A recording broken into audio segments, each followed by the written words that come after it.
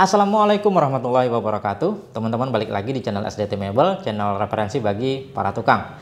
Di video kali ini saya akan bahas produk terbaru dari Bull dengan tipenya BL26LI Lithium Impact Drill. Ya, ini tuh adalah bore cordless terbaru dari Bull. Akhirnya ya, setelah sekian lama Bull itu upgrade juga untuk bore cordlessnya.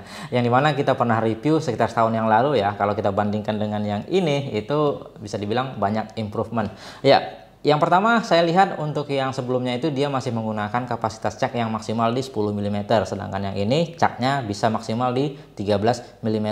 Lalu yang menurut saya lebih oke lagi dari motornya, kalau yang sebelumnya itu kan belum brushless ya, dan yang ini tuh sudah brushless motor. Dan satu lagi untuk baterainya, kalau yang sebelumnya itu kita lihat untuk slotnya dia masih belum umum ya, masih khusus untuk Bull sendiri. Tapi kali ini yang saya lihat dia sudah menggunakan pin model baterai LXT Makita. Jadi ya seperti baterai-baterai yang udah kebanyakan kita pakai ya. Jadi menurut saya sih lebih oke gitu. Oke, kalau gitu langsung aja nih kita mau unboxing dulu untuk produknya.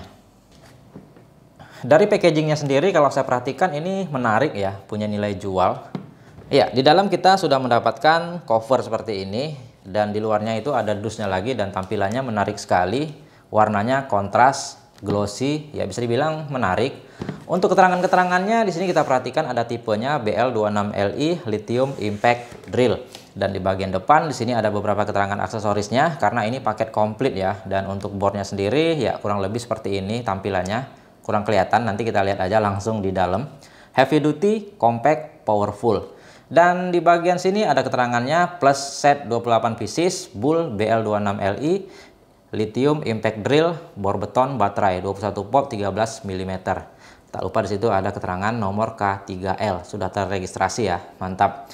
Dan ini ada spek atau fitur singkatnya, 2 speed, brushless motor, variable speed, reversible, beton, besi, sekrup. Ya seperti itu aja, kita langsung buka aja ya. Oh ini ada beberapa spek lagi. Mungkin kita lihat ke unitnya aja langsung ya, soalnya keterangan di luar suka beda dengan yang di dalam biasanya. Tapi ya lebih jelasnya kita lihat aja nanti di unitnya. Langsung kita buka.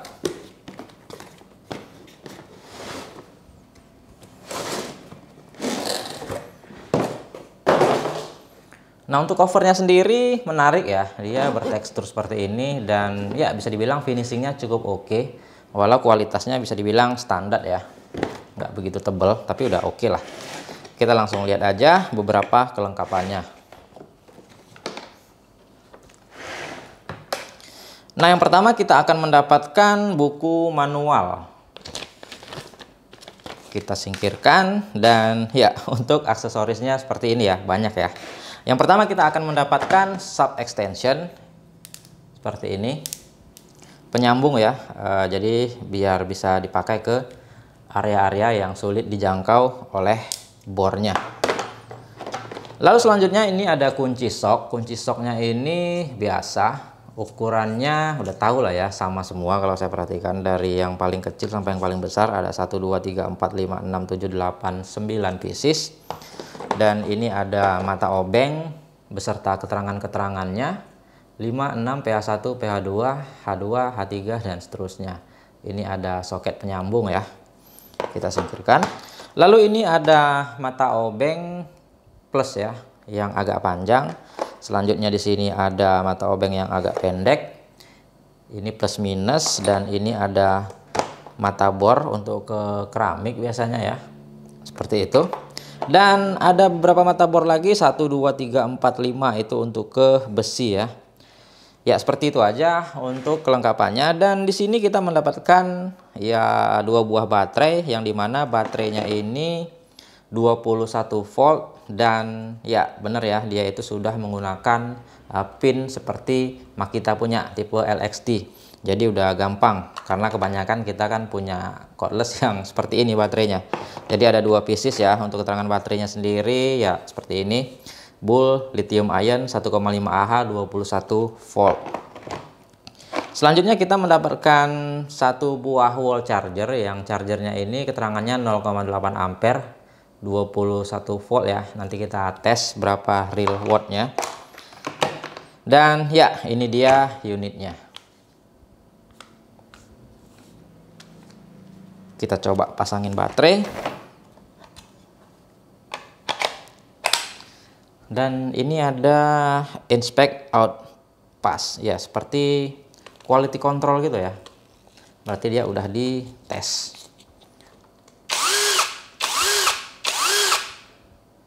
Kerasa ya ciri khas brushlessnya, dia sudah tidak ada percikan api di dalam bodinya.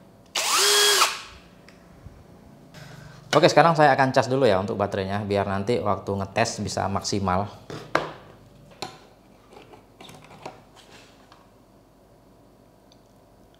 Ya, untuk standby-nya 0,5 watt. Sekarang kita akan coba cas ya. Ini kebetulan baterainya udah habis, indikatornya tinggal 1 bar lagi. Kita cas aja.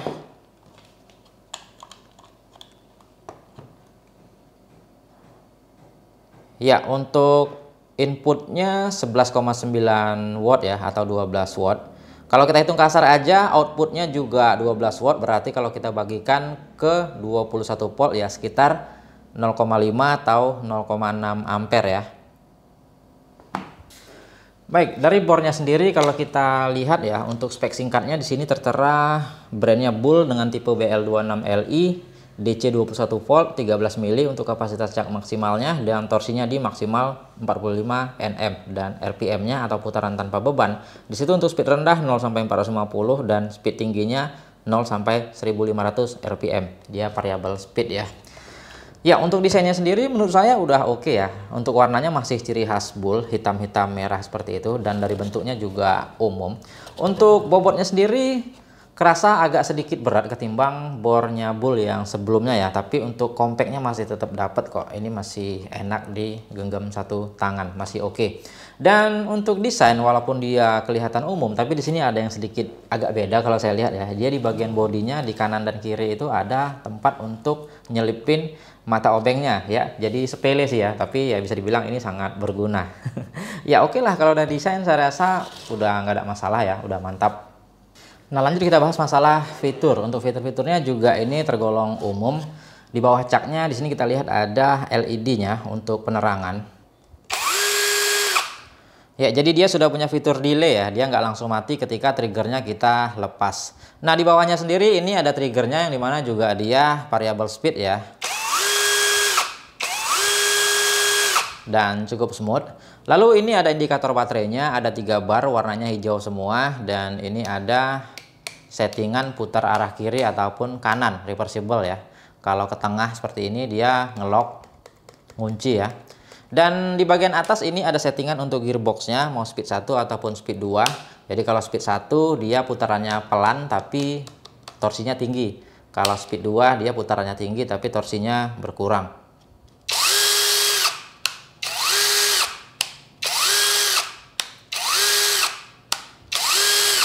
Ya udah nggak ada masalah ya, udah nggak slip. Lalu di sini ada beberapa mode. Mode hammer itu untuk ngebor ke tembok ya atau beton, dan ini ada mode drilling biasa. Biasanya dipakai untuk ke kayu atau ke besi, dan ini ada mode sekrup. Sekrup itu tahulah ya. Dan sekrup itu juga bisa diatur torsinya. Nih. Jadi torsinya itu ada torsi 1 sampai torsi 20. Dan ini hanya berlaku untuk mode sekrup ya, jangan salah. Untuk yang drilling dan hammer ini dia nggak butuh settingan torsi, karena torsinya dia udah dipakai yang maksimal. Lalu yang selanjutnya untuk caknya ya, dia menggunakan sistem penguncian 2 tangan seperti ini, keyless. Karena untuk asnya sendiri dia masih berputar. Kalau kita mau kunci kita harus tahan ini bagian lehernya seperti ini. Ya, untuk fitur-fitur saya rasa itu aja ya. Dari build quality-nya juga ini kalau saya nilai ya, ini cukup solid dan kokoh. Dari bahan plastiknya sendiri ini kalau saya nilai cukup solid. Ditambah lagi untuk finishingnya bagus ini ya. Kalau kita lihat ini yang hitam-hitam ini kan dari rubber ya, dan dia udah menempel dengan baik sekali, tidak ada sisa-sisa karetnya gitu. Ya intinya oke. Lalu untuk caknya sendiri dia memang begini ya, rata-rata bor cordless itu memang agak sedikit goyang, tapi ini dalam batas kewajaran. Ya intinya untuk build quality ini udah bisa dibilang oke sih. Baik, selanjutnya kita akan uji untuk RPM-nya ya, putaran tanpa beban. Untuk baterainya kita ganti, itu udah penuh, saya lihat.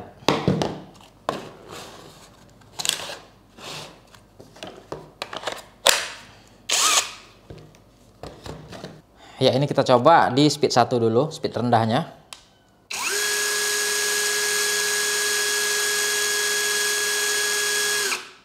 ...385 rpm.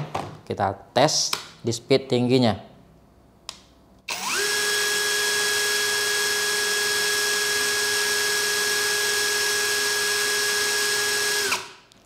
...1.291 rpm. Ya, kalau saya bilang sih masih tergolong rendah ya, di bawah 1.300, karena rata-rata bor cordless itu di 1.500 ke atas. Tapi kita belum tahu bagaimana feel-nya, apakah oke. Jadi langsung aja nih, kita mau tes bagaimana feel dan performanya. Oke, yang pertama kita akan coba mode skrup ya.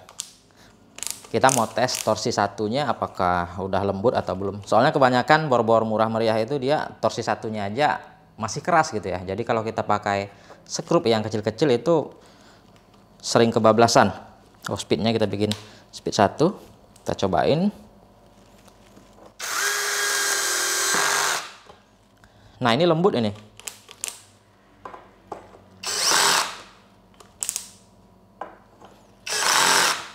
Nah, untuk nyekrup bisa dibilang ini udah enak sekali ya.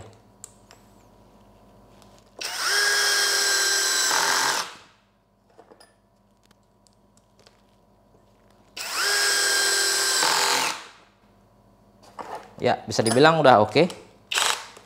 Sekarang kita coba ngebor.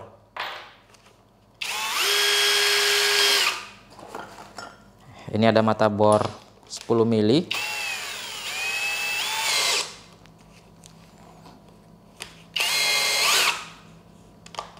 Kita bikin model drilling biasa dan speed 2.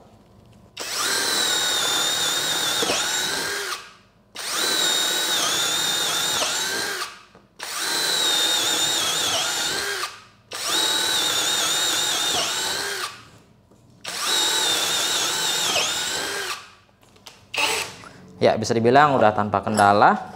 Lanjut kita coba mata bor kipas 16 mili.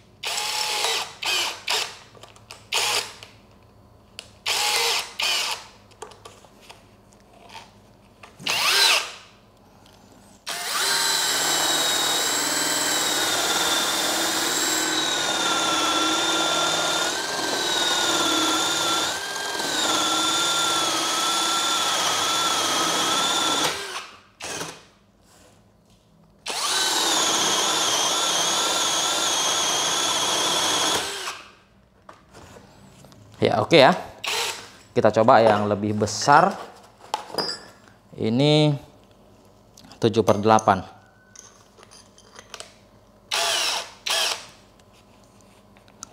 Masih menggunakan speed 2.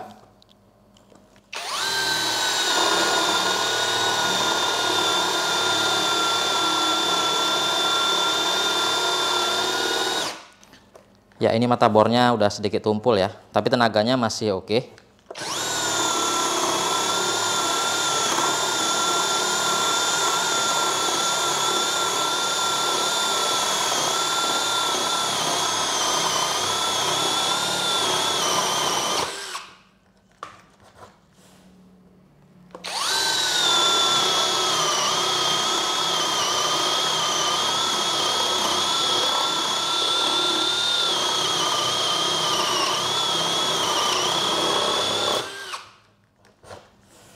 Ya, masih mencukupi ya untuk tenaganya.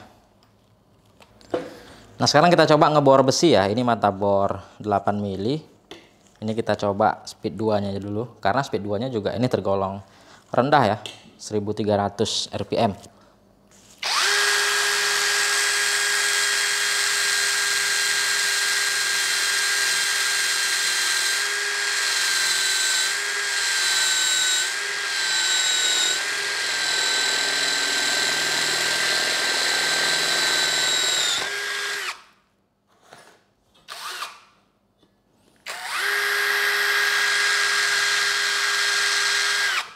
Mata bornya yang udah tumpul kayaknya.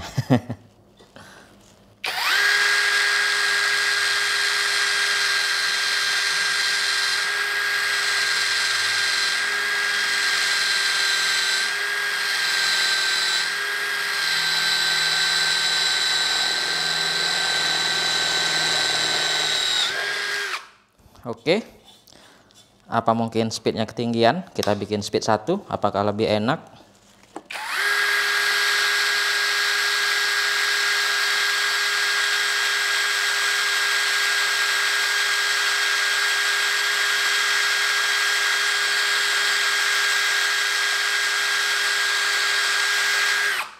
Ya, ternyata tidak lebih enak ya.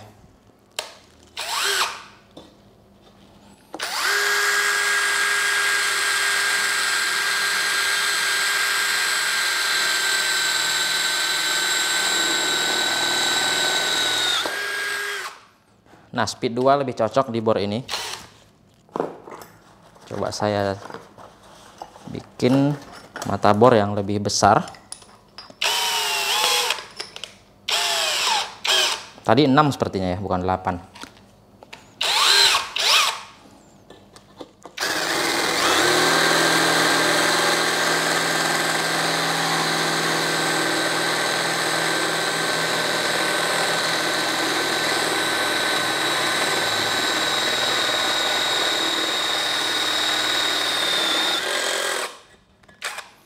Ya, oke. Coba langsung dari 0 ya, tanpa dilubangi mata bor kecil.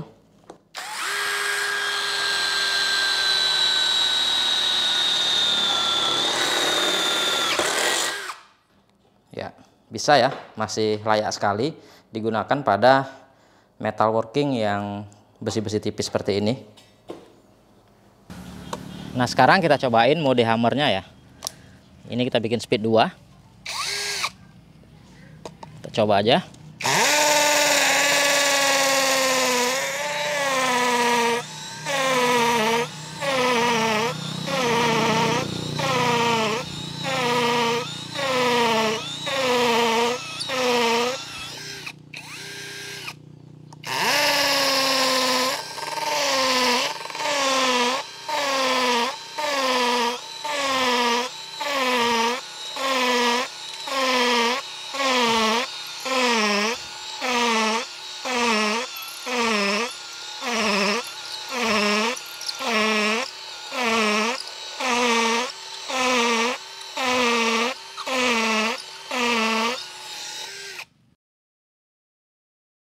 Ya oke ya, itu tadi dari hasil tesnya. Teman-teman udah bisa nilai sendiri tentunya. Ya, secara fungsi board ini udah bekerja dengan baik ya, udah bisa menyelesaikan tugasnya dengan benar. Nah, untuk suhunya sendiri bisa dibilang aman ya. Tadi itu udah saya tes di akhir pengujian dan hanya tembus di 36 derajat Celcius. Artinya untuk manajemen suhunya dia udah baik. Mungkin karena dia juga berastas motor ya, jadi nggak gampang panas. Nah, namun ya, secara kinerja sepertinya perasaan saya aja mungkin ya, kerasa agak lama gitu. Apakah teman-teman juga merasakannya? Mungkin karena efek dari RPM-nya yang tergolong ya rendah ya, 1300 nggak nyampe. Karena rata-rata board yang saya pakai itu RPM-nya udah 1500, 1600, 1900, ada yang 2000 RPM ya untuk board cordless. Jadi ya terkesan agak lama. Tapi mungkin kalau teman-teman belum nyobain yang RPM-nya 2000-an, saya rasa nggak ngaruh ya, oke-oke aja gitu ya, intinya ke kebiasaan lagi. Nah, mungkin lebih cocok untuk ke kerja-kerja santai kali ya atau untuk rumahan dan DIY juga, ini menurut saya udah oke sekali ya. Mungkin itu aja yang bisa kita bahas untuk video kali ini. Untuk harganya ini sekitar 700 ribuan ya. Ya, lebih jelasnya mungkin teman-teman bisa cek di link deskripsi yang udah saya sertakan kalau mau cek harganya. Oke, jadi sekian dulu, semoga video ini bermanfaat. Kita kembali lagi di video-video selanjutnya. Assalamualaikum warahmatullahi wabarakatuh.